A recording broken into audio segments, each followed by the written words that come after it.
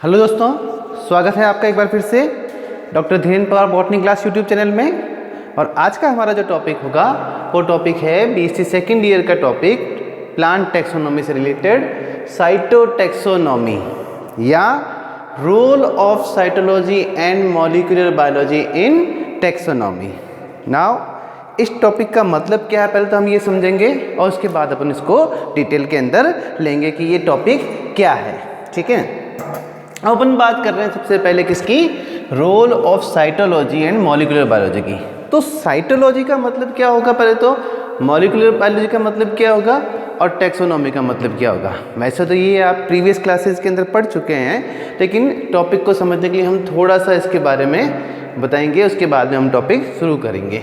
सबसे पहले अपन बात कर रहे हैं, चूँकि टैक्सोनॉमी की बात कर रहे हैं, तो टैक्सोनॉमी का मतलब भी क्या था। जब अपन ने प्रीवियस क्लासेस दी थी, प्रीवियस वीडियो के अंदर अपन ने बताया है कि प्लांट जो है उसका आइडेंटिफिकेशन, नॉमेनक्लेचर एंड क्लासिफिकेशन, इसको सम्मिलित रूप से अपन क्या बोलेंगे, शॉर्ट में टैक्सोनॉमी बोलेंगे। यानी प्लांट को आइडेंटिफाई करना, उसका नाम देना और फिर उसकी सही वर्गीकरण स्थिति रखना। ठीक है, अब हम आइडेंटिफिकेशन तो कर लेंगे प्लांट का, लेकिन कई बार हमें जो है उसको सही वर्गीकरण स्थिति पर रखना, उसकी राइट क्लासिफिकेशन पोजीशन पर रखना, ये किसके ऊपर डिपेंड करेगा, उनके गुणों के आधार पर। और चूंकि इनिशियली या बहुत पहले तक अपन क्या करते थे, टैक्सोनॉमी के अंदर केवल मॉर्फोलॉजिकल कैरेक्टर जो थे उन कैरेक्टर्स को ही काम में लेते थे, लेकिन आज की तारीख में अपन देखते हैं कि केवल मॉर्फोलॉजिकल कैरेक्टर के आधार पर हम प्लांट की सही वर्गीकरण स्थिति नहीं बता सकते, या उसकी राइट पोजीशन क्या होनी चाहिए वो हम केवल मॉर्फोलॉजिकल कैरेक्टर के आधार पर नहीं बता सकते। तो हम देखते हैं कि जो मॉडर्न ट्रेंड है, टैक्सोनॉमी का जो मॉडर्न ट्रेंड है, उस मॉडर्न ट्रेंड में केवल मॉर्फोलॉजी के नहीं बल्कि मॉर्फोलॉजी के अलावा हम कई सारे और फील्ड जो हैं उस फील्ड से भी डाटा इकट्ठा करते हैं। जैसे साइटोलॉजी हो गया, एनाटॉमी हो गया, एम्ब्रियोलॉजी हो गया, palynology, phytochemistry, taximetry and molecular biology. तो आज जो हम देखेंगे कि टैक्सोनॉमी में हम जो यूज़ कर रहे हैं वो है साइटोलॉजी और मॉलिक्यूलर बायोलॉजी। तो पहले अपन इसके बारे में पढ़ेंगे, साइटोलॉजी क्या है। साइटोलॉजी यानी कोशिका विज्ञान और मॉलिक्यूलर बायोलॉजी यानी कि आणविक कोशिका विज्ञान या आणविक विज्ञान। अब कोशिका विज्ञान का मतलब कि कोशिका की परासंरचना क्या है, ठीक है ना। और इस कोशिका की परासंरचना के अंदर अपन देखते हैं कि cell wall, plasma membrane, cell wall content हो जाएंगे, प्लाज्मा मेम्ब्रेन हो जाएगी, साइटोप्लाज्म हो जाएगा, साइटोप्लाज्म में मिलने वाले सेल ऑर्गेनेल्स हैं वो, और डिफरेंट प्रकार के जो सेल ऑर्गेनेल्स में कोई विशेषता है अगर वो, और साथ में क्रोमोसोम्स। मेनली अगर अपन साइटोलॉजी की बात करेंगे जो टैक्सोनॉमी के संदर्भ में, वो तो कौन सा होगा, क्रोमोसोम से संबंधित, ठीक है ना। लेकिन और भी कई सारी चीज़ें, जैसे अगर हम बात करें कि कोशिका द्रव्य मिलने वाले जो प्लास्टिड है वो भी इम्पॉर्टेंट रोल अदा करते हैं किसमें, टैक्सोनॉमी के अंतर्गत। इसी तरह से मॉलिक्यूलर बायोलॉजी की, तो मॉलिक्यूलर बायोलॉजी का मतलब क्या हो गया यहाँ पर कि हम डीएनए और आरएनए की बात कर रहे हैं, यानी कि जेनेटिक मटेरियल जो है मॉलिक्यूलर लेवल पर जाकर। अब डीएनए जो है वो प्लांट के अंदर मेन क्रोमोसोम में भी मिलता है, ठीक है ना, प्लांट का जो खुद का मेन क्रोमोसोम है उसके ऊपर। इसके अलावा अपन देखते हैं कि क्रोमोसोम्स जो जेनेटिक मटेरियल है वो माइटोकॉन्ड्रिया में भी मिलता है और क्लोरोप्लास्ट में भी मिलता है। तो ये भी एक इम्पॉर्टेंट टूल हो जाएगा अपने पास में कि हम प्लांट की राइट पोजीशन क्या होगी क्लासिफिकेशन के अंदर, या फाइलोजेनी जब अपन तैयार करते हैं, फाइलोजेनी की यानी कि मतलब जाति वर्तीयता, यानी कि कौन सा प्लांट किसके ज़्यादा नज़दीक है, किससे ज़्यादा दूर है। तो फाइलोजेनेटिक रिलेशनशिप ज्ञात करने के लिए भी हमें मॉडर्न जो ट्रेंड है टैक्सोनॉमी का, यानी कि इन सभी क्षेत्रों से जब हम डाटा इकट्ठा करेंगे तो हम किसी प्लांट की एग्जैक्ट राइट पोजीशन जो है क्लासिफिकेशन में वो निर्धारित कर सकते हैं। तो ये तो था इसका इंट्रोडक्शन, ठीक है ना, कि साइटोटैक्सोनॉमी क्या है और हम किस लिए काम में ले रहे हैं। अब अपन इसको डिटेल में लेंगे कि साइटोलॉजी को कैसे काम में ले सकते हैं हम टैक्सोनॉमी के संदर्भ के अंदर। अब अपन ने अभी बताया कि साइटोलॉजी के अंदर कई सारी चीज़ें आएंगी, जिसमें मेन क्या होगा, क्रोमोसोम होगा। इसके अलावा अपन देखते हैं कि सेल की अल्ट्रा स्ट्रक्चर जो है वो भी काम में लेंगे। तो अपन पहले बात करेंगे किसके ऊपर, सेल के अल्ट्रा स्ट्रक्चर से शुरुआत करेंगे। कोशिका की जो परासंरचना है, इस परासंरचना में भी देखते हैं कि जो फ्लोएम है, प्लांट के अंदर जो फ्लोएम पार्ट है, फ्लोएम किस काम में आता है? फूड को कंडक्शन करने में। दो मेन टिश्यू है, कौन से? फ्लोएम और जाइलम, जिसमें जाइलम तो क्या काम करता है? पानी को कंडक्ट करने में, और फ्लोएम किसको काम में आता है? फूड कंडक्शन के अंदर, ठीक है ना, ट्रांसलोकेशन के अंदर काम में आएगा। जो फूड है, प्लांट जो फूड बनाता है उसको ट्रांसलोकेट करने में। तो फ्लोएम जो है उसमें भी अपन देखते हैं कि 4 तरह के टिश्यू होते हैं। कौन कौन से? Phloem fibre, phloem parenchyma, sieve tube और कंपेनियन सेल्स, ठीक है ना। तो यहाँ पर जो इम्पॉर्टेंट करेक्टर है टैक्सोनॉमी के संदर्भ में या टैक्सोनॉमी के लिहाज से, वो कौन सा है? सीव ट्यूब के अंदर मिलने वाले प्लास्टिड जो है, ठीक है ना। सीव ट्यूब या चालनी नलिका जो है उसमें अपन देखते हैं कि 2 तरह के प्लास्टिड मिलते हैं। कौन से? पी प्लास्टिड और एस प्लास्टिड। एस प्लास्टिड का मतलब स्टार्च वाले प्लास्टिड, जिसमें स्टार्च कंटेंट ज़्यादा, और पी प्लास्टिड जिसमें प्रोटीन कंटेंट ज़्यादा। इसके अलावा भी कई सारे उप प्रकार के प्लास्टिड मिलते हैं, लेकिन मेनली अपन आज किसके संदर्भ में बात करेंगे? पी प्लास्टिड और एस प्लास्टिड के बारे में बात करेंगे। तो अपन देखते हैं कि बेंके एक साइंटिस्ट है, 1976 के अंदर बेंके ने फ्लोएम की जो चालनी नलिका है उसमें मिलने वाले प्लास्टिड के आधार पर, ये जो प्लास्टिड है पी प्लास्टिड या एस प्लास्टिड, इसके आधार पर कैरियोफिलेस गण जो है, ऑर्डर जो है कैरियोफिलेस, उस कैरियोफिलेस में मिलने वाले विभिन्न पादप कुलों को या विभिन्न फैमिलीज को उन्होंने क्या किया? रीऑर्डर किया, रीअरेंज किया। किसके आधार पर?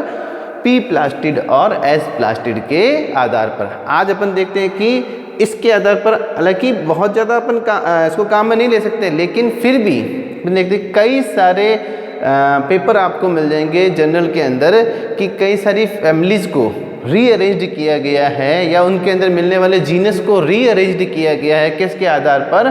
पी प्लास्टिड और एस प्लास्टिड के आधार पर। इसी तरह से अपन देखते हैं कि फ्लोएम में मिलने वाला जो प्रोटीन है, अब ये जो फ्लोएम है चालनी नलिकाओं में, इनमें कुछ विशिष्ट प्रकार के प्रोटीन भी मिलते हैं। अपन देखते हैं कि बेंके और बर्थलोट ने ही 1983 के अंदर, बेंके और बर्थलोट ने 1983 में क्या किया? कुल 6 प्रकार के प्रोटीन जो है उनको आइडेंटिफाई किया, जो कि आवर्तबीजी पादपों के अंदर मिलते हैं, उनकी फैमिलीज के अंदर मिलते हैं। उनको नाम दिया P1, P2, P3, 4, 5 और 6। और ये जो 6 प्रकार के प्रोटीन हैं, इन प्रोटीन्स के आधार पर उन्होंने कई सारे गण ऑर्डर जो है, कई सारे ऑर्डर या फैमिलीज के अंदर इनके करेक्टरिस्टिक फीचर्स बताए इनका। जैसे अगर अपन बात करें कि P1 जो है वो लॉरेल्स और मैग्नोलियल्स के अंदर मिलते हैं, और उनकी जो संरचना थी वो भी इम्पॉर्टेंट है। जो प्रोटीन है उनकी संरचना भी क्या है? इम्पॉर्टेंट। जैसे P1 प्रोटीन जो है वो करेक्टरिस्टिक फीचर किसका है? लॉरेल्स का और मैग्नोलियल्स का। और इसकी जो संरचना है वो संरचना कैसी है? एकल तंतु रूपी फिलीफॉर्म संरचना, ठीक है ना, सिंपल या सिंगल जो फिलामेंटस संरचना है वो। दूसरी है P सेकेंड, जो कि अधिकांश जो मोनोकोट है, जो भी मोनोकोट प्लांट हैं उनके अंदर P सेकेंड प्रकार के मिलते हैं। और उसकी जो स्ट्रक्चर है प्रोटीन की, वो स्ट्रक्चर कैसी है? क्यूनिएट प्रकार का। क्यूनिएट का मतलब होता है फनाकार, ठीक है ना। जैसे फानाकार मतलब कीप जैसे संरचना होती है, फानाकार, ठीक है ना। क्यूनिएट जिसको अपन बोलते हैं, ऊपर से चौड़ा नीचे से पतला। इसी तरह से P3 जो है वो कैरियोफिलेस गण का, और इसके अंदर जो संरचना मिलती है वो है वलयाकार यानी कि एनुलर फॉर्म या सिंगल तंतु रूपी फिलामेंटस फॉर्म जो है वो इस प्रकार का। P4 जो है वो लेग्यूमिनेसी के अंदर, और ये है कैसा? तर्कु रूपी या स्पिंडल शेप या पॉलीगोनल प्रकार का। इसमें जो P4 जो है किस में मिल रहे हैं? लेग्यूमिनेसी फैमिली के अंदर। और स्ट्रक्चर क्या है इनकी? स्ट्रक्चर है स्पिंडल शेप या पॉलीगोनल शेप प्रकार का P4। इसी तरह से P5 की बात करें तो राइजोफोरेसी और एरिकेल्स के अंदर, और स्ट्रक्चर इनकी कैसी है? पॉलीगोनल प्रकार की। देन P6 की बात करें तो P6 मिलता है किसने? बिक्सेसी में। बिक्सेसी फैमिली है प्लांट, तो बिक्सेसी के अंदर, और इसकी जो स्ट्रक्चर है वो कैसी है? सर्कुलर। तो ये जो 6 प्रकार के प्रोटीन निर्धारित किए हैं, तो कई सारी ऑर्डर ऑफ फैमिलीज के करेक्टरिस्टिक फीचर है जो आज की तारीख में हम देखते हैं कि इनका राइट क्लासिफिकेशन करने में योगदान दे रहे हैं। जैसे एग्जाम्पल के तौर पर अपन देखें फ्लोएम प्रोटीन के आधार पर, स्वार्जिया जो है, स्वार्जिया एक जीनस है, और इस स्वार्जिया को कि जब डिटेल स्ट्रक्चर देखी गई तो स्वार्जिया के अंदर जो पी प्रोटीन है वो प्रोटीन कैसे हैं, लेग्यूमिनेसी फैमिली के अंदर मिलने वाले स्पिंडल प्रकार के प्रोटीन से समानता रखते हैं, ठीक है ना। इस कारण से बाद में प्रोटीन क्रिस्टलों के आधार पर, प्रोटीन क्रिस्टलों की संरचना के आधार पर स्वार्जिया को किस में रखा गया, लेग्यूमिनेसी के अंतर्गत रखा गया। तो अल्ट्रा स्ट्रक्चर के अंदर अपन देख रहे हैं फ्लोएम प्रोटीन जो है वो भी एक इम्पॉर्टेंट रोल अदा करती है किसमें, टैक्सोनॉमी के अंदर। देन एंडोप्लाज्मिक रेटिकुलम या जो ER है एंडोप्लाज्मिक रेटिकुलम, इसकी संरचना के आधार पर अपन देखें तो बोनट और न्यूकॉम्ब ने 1965 के अंदर कई सारे प्लांट्स की जो रूट्स हैं उन रूट सेल के अंदर एंडोप्लाज्मिक रेटिकुलम की स्ट्रक्चर का अध्ययन किया, अल्ट्रा स्ट्रक्चर का अध्ययन किया और उन्होंने देखा कि जो सिस्टर्नी है वो या तो कम चौड़ी होती है या ज़्यादा चौड़ी होती है। कुछ प्लांट्स के अंदर या कुछ फैमिलीज के अंदर कम चौड़ी, किसको मिले, ज़्यादा चौड़ी सिस्टर्नी मिलती है। इसी आधार पर उन्होंने देखा कि जो फैमिलीज़ हैं कैपेरिडेसी और ब्रेसिकेसी फैमिली, इन दोनों फैमिलीज़ के अंदर उन्होंने देखा कि जो एंडोप्लाज्मिक रेटिकुलम इनकी जड़ की कोशिकाएं वो कैसी थी, चौड़ी सिस्टर्नी वाली कोशिकाएं थी। तो इसके आधार पर इन दोनों कुलों को जो है वो कैपेरिडेल्स फैमिली के गण के अंदर ऑर्डर क्या हो गया, फैमिली तो कौन सी होगी, कैपेरिडेसी और ब्रेसिकेसी, लेकिन चूंकि इनके अंदर क्या थे, इनकी जो रूट कोशिकाएं थी उन रूट कोशिकाओं के अंदर एंडोप्लाज्मिक रेटिकुलम कैसा था, चौड़ी सिस्टर्नी वाली, वाइड सिस्टर्नी वाली। इसके आधार पर इन दोनों को एक ऑर्डर के अंदर प्लेस किया गया, किसके अंदर, कैपेरिडेल्स, जो ऑर्डर है कैपेरिडेल्स उसके अंदर इनको क्या रखा गया। तो ये भी अल्ट्रा स्ट्रक्चर में अपन देख रहे हैं। तो ये तो पहला तो स्टेप हो गया कौन सा, अल्ट्रा स्ट्रक्चर ऑफ सेल के आधार पर। देन बात कर रहे हैं अपन किसकी, मॉलिक्यूल लेवल पर या DNA पर। क्रोमोसोम पर अपन बात करें, बाद में बात करेंगे, डिटेल के अंदर है क्रोमोसोम के ऊपर। तो नेक्स्ट बात करते हैं किसके ऊपर, DNA के ऊपर, जेनेटिक मटेरियल के ऊपर, यानी मॉलिक्यूलर लेवल पर अपन बात करें तो DNA जो है, इन DNA के अंदर मिलने वाले क्षारक क्रम जो है हेट्रोक्रोमेटिन या यूक्रोमेटिन जो है उनके आधार पर बोल्टर ने देखा कि जो क्षार युग्म है, क्षारक क्रम है, इनकी लंबाई जो है, इनका जो अणुभार है, उसके आधार पर भी इन्होंने कई सारे प्लांट्स को जो है वो फाइलोजेनेटिक रिलेशनशिप इनकी निकाली। जैसे एग्जांपल की बात करें अपन, विसिया विलोसा जो है प्लांट है उसके अंदर जो DNA के क्षारक क्रम है उसमें 50% न्यूक्लियोटाइड अनुक्रम जो है वो पाइसन से समानता रखते हैं, 50%। किसमें, विसिया विलोसा जो है, ठीक है ना, और पाइसम दोनों ही कैसे लेग्यूमिनेसी फैमिली के। तो विसिया विलोसा और पाइसम जो है इनके अंदर 50% जो है वो क्या है, न्यूक्लियोटाइड अनुक्रम समान है। इसी तरह से फेसियोलस जो है उसके जो न्यूक्लियोटाइड अनुक्रम है वो 20% इससे समान है पाइसम से। तो अब देखें इन दोनों प्लांट की पाइसम से फाइलोजेनी जो है वो निर्धारित हो गई कि ज़्यादा नज़दीक कौन सा है, विसिया, और दूर का रिश्तेदार कौन सा है, फेसियोलस। किसका, पाइसम का दूर का रिश्तेदार फेसियोलस है। तो DNA के जो क्षारक क्रम है या न्यूक्लियोटाइड क्षार क्रम जो है उनका अध्ययन कर भी हम फाइलोजेनेटिक रिलेशनशिप निकाल सकते हैं। जैसे आगे आप देखोगे एक टॉपिक और आएगा अपने, जिसमें हम देखते हैं कि जो DNA क्षारक क्रम में उनके आधार पर हम कैसे फाइलोजेनिक जो है उसको निर्धारित कर सकते हैं। तो यहाँ एग्जाम्पल के रूप में अपन ने लिया। इसी तरह से अपन देख रहे हैं कि जैसे DNA की जो संरचना है उसके आधार पर 3 प्लांट और है, जैसे लेथाइरस ओडोरेटस है, स्पाइनेसिया ओलेरेसिया और फेसियोलस ऑरियस।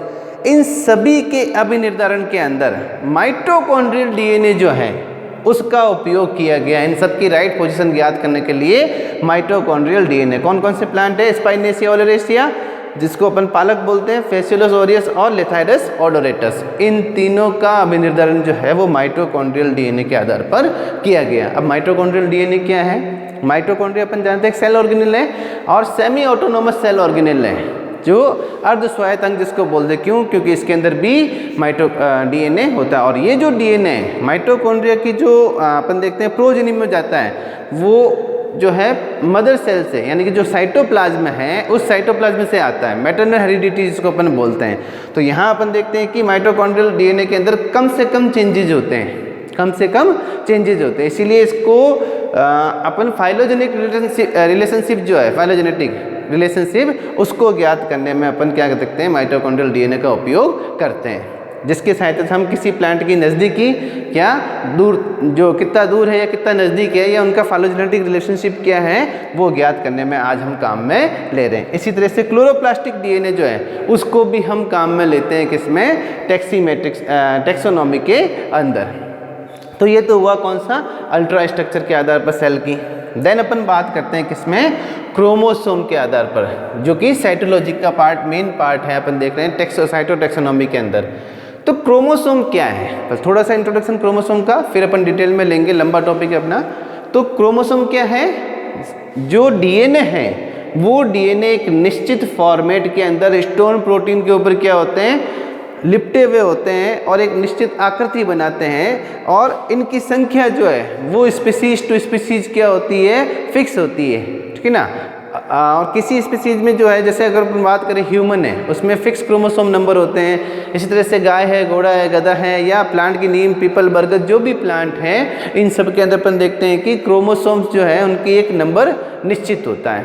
तो ये जो क्रोमोसोम है, अब इस क्रोमोसोम का अपन यूज करके कैसे टैक्सोनॉमी में यूज कर सकते हैं, तो सबसे पहले यहाँ कुछ चीज़ें हैं जिनको अपन क्लैरिफाई करेंगे, उसके बाद अपन आगे बढ़ेंगे। जैसे एक तो है बेस नंबर ऑफ क्रोमोसोम, एक हैप्लॉइड नंबर ऑफ क्रोमोसोम, एक डिप्लॉइड नंबर ऑफ क्रोमोसोम। पहले अपन सबसे पहले अपन बात करते हैं कि डिप्लॉइड नंबर ऑफ क्रोमोसोम क्या है, 2n जिसको अपन बोलते हैं डिप्लॉइड नंबर या द्विगुणित।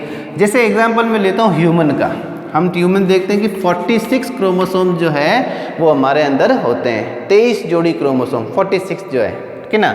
तो 46 जो है वो तो क्या कहलाएगा अपने पास में 2n द्विगुणित, ठीक है। और 23 जोड़ी बोलते हैं अपन 23 और 23, जिसमें 23 तो मेल से आता है, 23 किससे आता है, फीमेल से आता है, ठीक है ना। तो ये क्या कहलाएंगे, इसके n कहलाएंगे, यानी कि अगुणित क्रोमोसोम कहलाएंगे। क्लियर है।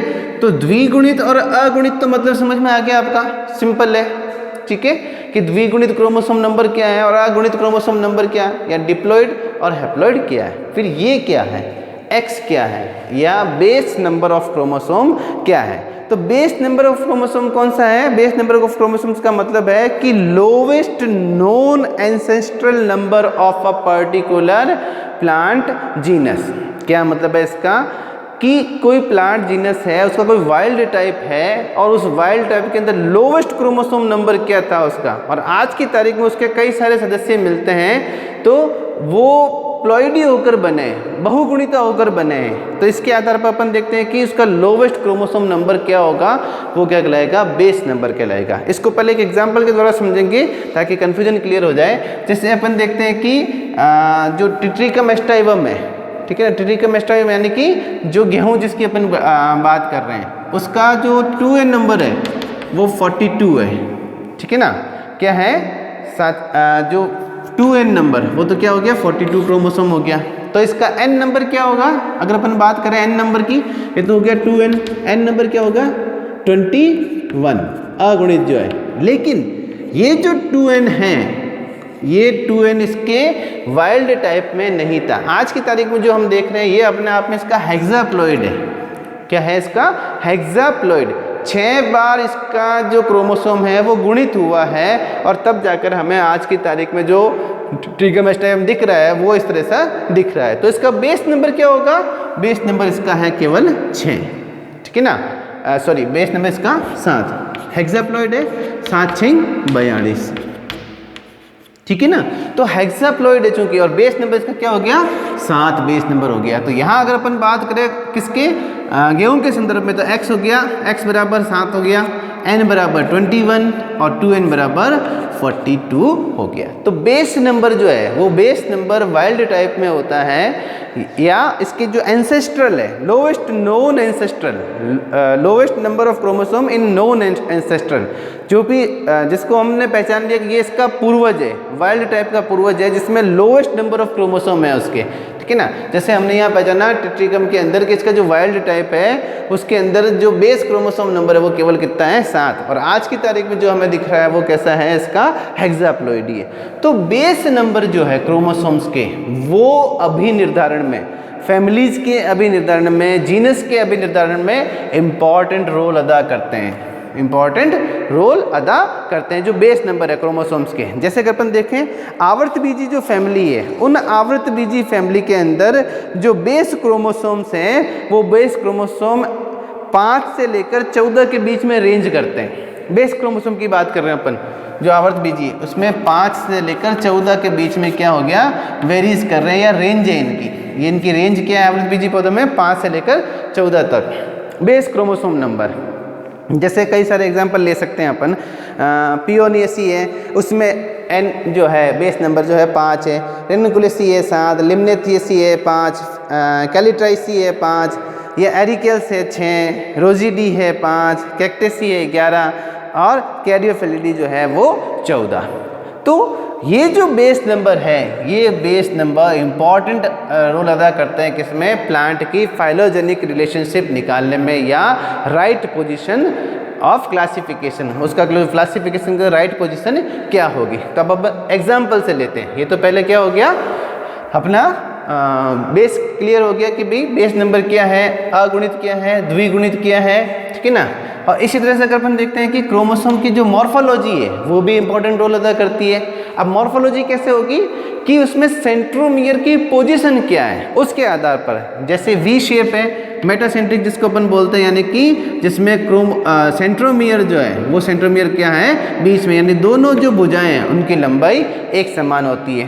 देन सब मेटासेंट्रिक, ठीक है ना, जिसमें अपन देख रहे हैं कि जो क्रोमोसोम दिखाई देता है वो एल शेप का दिखाई देता है, सब मेटासेंट्रिक जिसको अपन बोलते हैं। देन सब टीलोसेंट्रिक जिसमें क्रोमोसोम जो है अपने को जे शेप का दिखाई, एक आर्म बहुत छोटी और एक आर्म नॉर्मल साइज की, इसीलिए इसको अपन क्या बोलते हैं जे शेप की। और इसी तरह से अपन देखते हैं टीलोसेंट्रिक जिसके अंदर एक जो आर्म है वो आर्म होती ही नहीं है, सीधे ही क्या है अपने को ये जो सेंट्रोमियर है वो दिखाई देता है या बहुत छोटी दिखाई देती है, इसलिए इसको अपन क्या बोलते हैं टीलोसेंट्रिक प्रकार का बोलते हैं। तो ये जो पोजीशन है या पोजीशन ऑफ सेंट्रोमियर के आधार पर भी क्रोमोसोम की मॉर्फोलॉजी अलग अलग हो सकती है और इन्हीं मॉर्फोलॉजी के आधार पर अपन क्या करते हैं उसका कैरियोटाइप बनाते हैं। इन्हीं मॉर्फोलॉजी के इसको क्या बोलेंगे अपन, कैरियोटाइप बोलेंगे। जो मॉर्फोलॉजी का अध्ययन करते हैं हम वो क्या कहलाएगा, कैरियोटाइप कहलाएगा। और इन कैरियोटाइप को जब अपन एक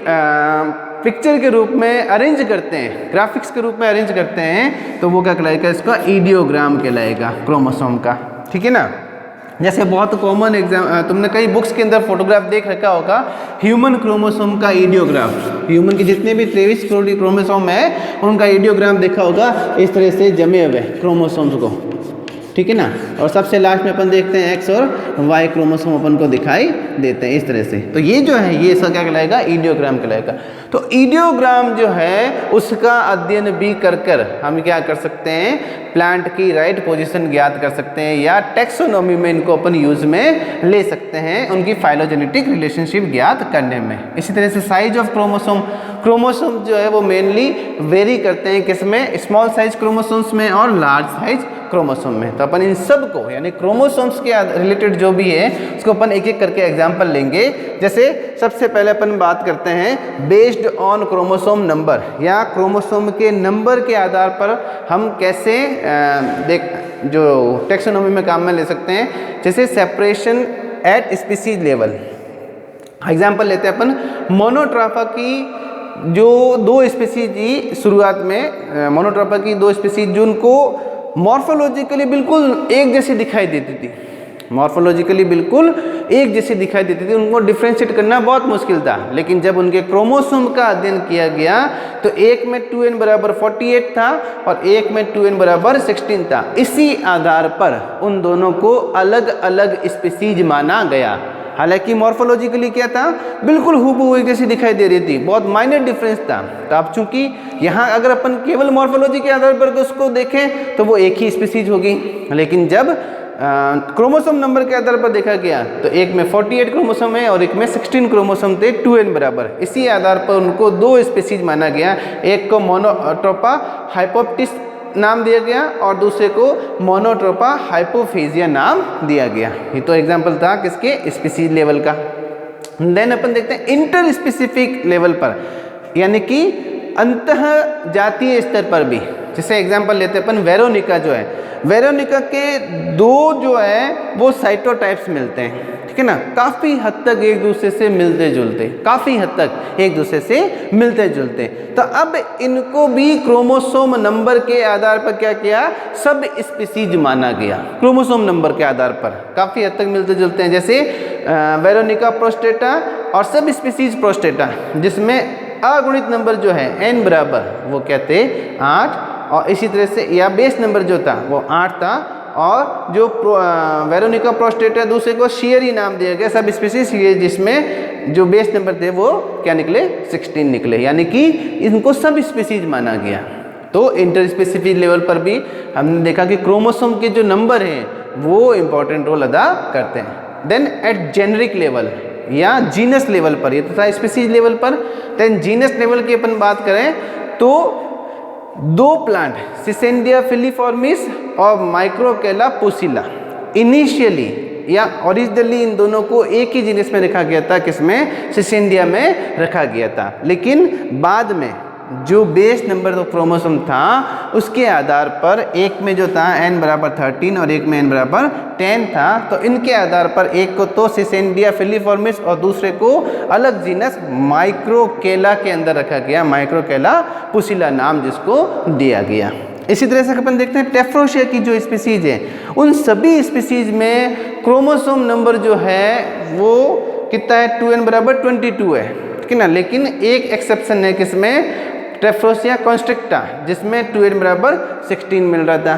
तो अब चूंकि ये बिल्कुल डिफरेंट था, तो इस आधार पर इसको बाद में एक नया जीनस नाम दिया गया, किसका, स्फिंक्टोस्पर्मम, स्फिंक्टोस्पर्मम। यानी जीनस लेवल पर भी अपने देखा कि टेक्सोनॉमी में क्रोमोसोम का इंपॉर्टेंट रोल है, जिसके द्वारा हमने राइट जीनस पहचाना या राइट पोजीशन पहचानी और एक नया जीनस जो है, एक नया जीनस सेपरेट किया इसके आधार पर।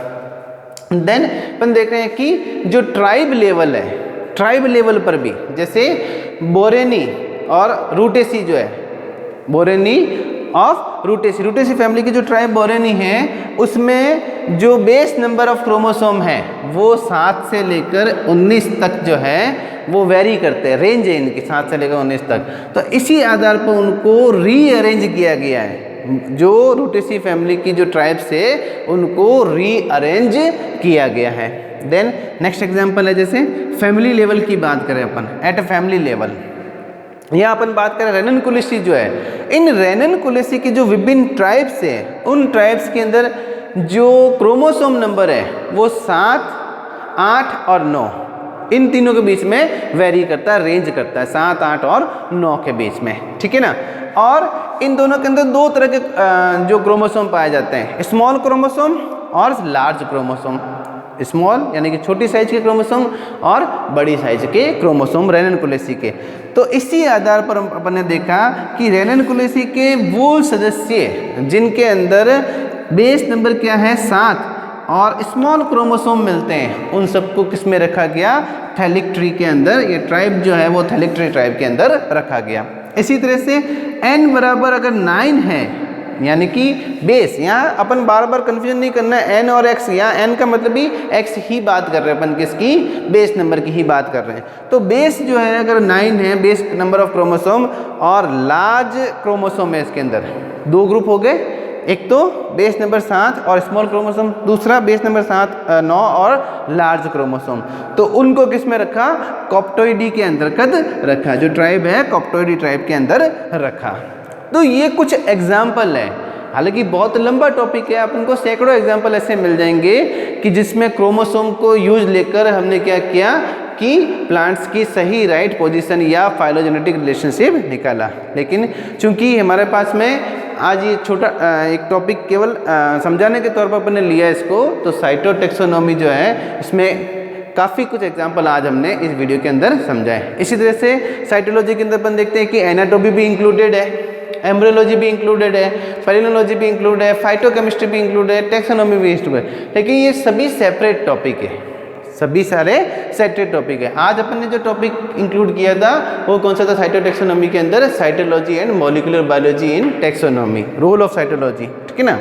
देन नेक्स्ट टाइम अपन लेंगे किसका, एनाटॉमी का, एम्ब्रियोलॉजी का। यहाँ एक एक एग्जांपल कुछ बता देंगे अपन। जैसे एनाटॉमी की बात करें तो एनाटॉमी में अपन देखते हैं कि जो लीफ एनाटॉमी है, लीफ एनाटॉमी या लीफ की जो संरचना है उसके आधार पे कई सारी फैमिलीज का अभी निर्धारण किया गया है। एग्जांपल जैसे यूफॉर्बिएसी है, साइप्रेसी है, या कॉनिफेरेसी है, या ग्रामिनी है, यानी पोएसी जो है, इनकी लीफ एनाटॉमी जो है वो इम्पॉर्टेंट रोल अदा करती है। जैसे ग्रामिनी फैमिली या पोएसी फैमिली, उसके अंदर अपन बुल्लीफॉर्म कोशिकाओं का मिलना, जो लीफ के अंदर बुल्लीफॉर्म सेल्स का मिलना, वो इंपॉर्टेंट लक्षण है। इसी तरह से सिलिका की उपस्थिति होना या सिलिका बॉडीज की उपस्थिति होता है। एग्जांपल जैसे जिंजीबरेसी है, म्यूजेसी है, पामी जो है, उन सब के अंदर जो सेल्स के अंदर क्या मिलती है, सिलिका मिलती है। इसी तरह से स्क्लेरेड की बात करें अपन, जो कि स्क्लेरेड है, एक प्रकार की कोशिकाएं होती है स्क्लेरेड कोशिकाएं, ठीक है ना। तो अगर उनकी बात करें अपन स्क्लेरेड की, तो जैसे निम्फिएसी है, ओलिएसी है, थिएसी है, इसी तरह से एरिकेसी है।